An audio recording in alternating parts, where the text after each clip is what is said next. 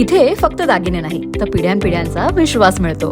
परंपरेची झळाळी आणि विश्वासाची खात्री. कैलास अडगावकर ज्वेलर्स, दत्त मंदिर बस स्टॉप, नाशिक रोड.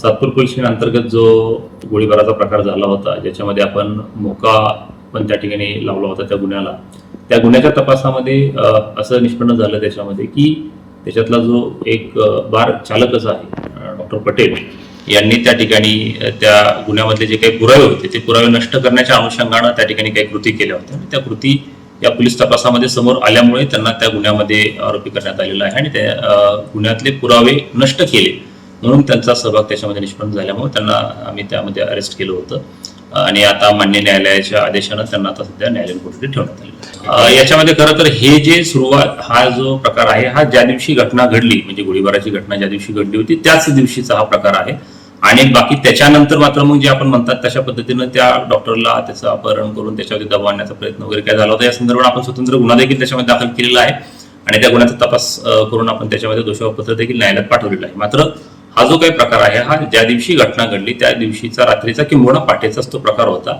आणि त्या अनुषंगाने त्या गोष्टी तपासात समोर आल्यावरून त्यांना त्या ठिकाणी आरोप सर यात वाटतंय त्याच्यामध्ये जे घटनास्थळी पडलेलं जे ब्लड होतं ते ब्लड त्या ठिकाणी त्यांनी पुसून घेण्याचं काम केलं होतं परस्पर आणि त्याविषयी दुसरी गोष्ट घटना घडल्यानंतर इमिडिएटली त्यांनी पोलिसांना त्या ठिकाणी कळवणं अपेक्षित होतं. मात्र तशा पद्धतीनं कुठलंही न कळवता त्यांनी परस्पर त्यांच्याच लेवलला ह्या सगळ्या गोष्टी मिटवण्याचा आणि परस्पर हे प्रकरण दाबण्याचा त्या ठिकाणी प्रयत्न केला होता असं तपासात निष्पन्न झाल्यामुळे त्यांना त्यामध्ये आपण आरोप केला. अद्यापर्यंत ह्या दोन्ही गोष्टींमधलं काही परस्पर संबंध असल्याचं निष्पन्न तर झालेलं नाहीये.